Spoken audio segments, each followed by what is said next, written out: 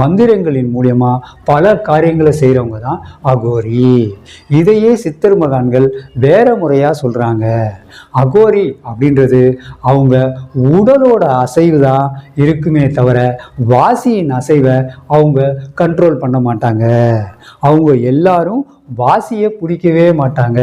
உடலோட அசைவில் தான் நிறைய நடனங்கள் ஆடுவாங்க, நிறைய சுற்றுவாங்க, நிறையபடி ஒவ்வொரு விதமாக சடமுடிகளை வச்சுட்டு அந்த முடியை வச்சு தலையை சுற்றுவாங்க. இப்படி அப்படின்னு நிறைய காரியங்களை அகோரமாக செய்வாங்க. அப்படி அகோரமாக செய்கிறதுனால தான் அவங்கள எல்லாரும் அகோரின்னு கூப்பிடுறோம். இதெல்லாம் தெரிஞ்சுக்கோங்க. ஆனால் அகோரியாக இருந்தால் கண்டிப்பாக நீங்கள் இறைவனை அடைஞ்சிட முடியுமா அப்படின்னு பார்த்தா கண்டிப்பாக அடைய முடியாது.